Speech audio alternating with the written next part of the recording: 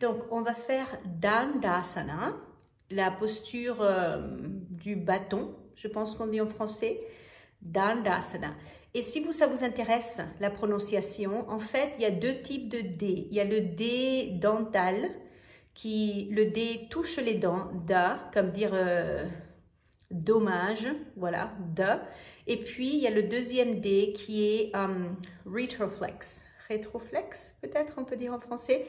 Le bout de la langue touche le palais de la bouche.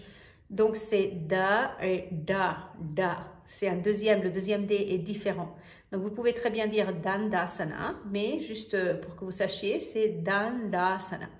Et le A, qui est vers la fin, Asana. Parce que c'est Danda et puis Asana. C'est deux mots ensemble. Danda et le deuxième mot, Asana. Et les deux A deviennent un long A. Donc, ça fait Dandasana. Ce A qui lie les deux mots ensemble devient un long A. Donc, la posture du bâton, Dandasana. La posture classique, c'est assis par terre. Hein, je vous montre assis par terre. Et sur la partie frontale des ischions. Donc, on dégage les muscles fessiers vers l'arrière et on veut allonger les ischio-jambiers. Et observez que l'arrière du bassin est vertical. Et si vous n'arrivez pas à avoir l'arrière du bassin vertical, parce que c'est raide, parce que c'est difficile, parce que ça ne se fait pas, il faut s'asseoir sur de la hauteur. 1, 2, 3 couvertures, peut-être plus. Là, j'ai un bolster. Un indice qui vous dira si vous aurez besoin de hauteur ou pas. Quand vous faites les jambes au mur, Urdhva Prasarita Padasana, c'est comme ça que je recommande de commencer, comme j'ai appris de Lois, recommande de commencer la pratique personnelle.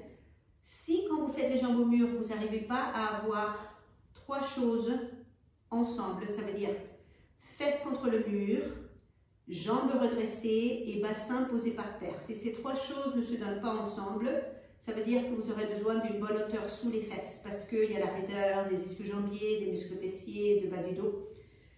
Il faut absolument que le bassin soit posé par terre quand vous faites les jambes au mur. Et si vous n'arrivez pas à être suffisamment près du mur pour toucher les fesses, avec le temps, ça va se débloquer. Mais voilà, donc sachez que si déjà vous n'arrivez pas à avoir les jambes redressées, le bassin sacrum bien posé par terre et les fesses contre le mur en même temps, vous aurez besoin de la hauteur. Hein, ces choses ont besoin de se débloquer. Donc assis sur un support ou pas, tirez les muscles fessiers vers l'arrière, soyez sur la partie frontale des ischions et élargissez la partie supérieure, postérieure des cuisses de l'intérieur vers l'extérieur, qu'il y ait une longueur et une largeur. Les hallux valgus se joignent, les talons un petit peu séparés. Et si la partie postérieure du bassin n'est pas verticale, il faut plus de hauteur. Des fois, il faut beaucoup plus de hauteur que ce qu'on pense. Il faut que ce sacrum-là soit vraiment concave. Avec les jambes bien redressées, rotules actives, muscles des cuisses fermes. Observez l'effort que cela prend d'avoir les hallux valgus joints, les pieds droits. Toute la tranche interne des jambes longue et s'étire vers les talons internes. Toute la tranche externe des pieds tirée vers les hanches. Tranche interne longue, tranche externe compacte. Et ça revient vers les hanches. Placez les mains en petite coupelle sur le support derrière vous. Levez la poitrine, roulez les épaules en arrière. Observez que mes coudes sont pliés. Et ça fait comme l'action de la première corde au niveau de la poitrine. Les hauts de bras se séparent de la poitrine. Jambes fermes et descendantes. Tronc ascendant, poitrine ouverte. Les yeux au niveau des yeux. Dandasana. Prenez une bonne inspire. En expirant, dégonflez l'abdomen. Langue détendue si possible dans cet effort. Et ouvrez la peau des dessous des pieds. Écartez les orteils. Tous les orteils longs. De la base jusqu'au bout. Dandasana, c'est la base de toutes les postures assises. C'est le Talasana, assis.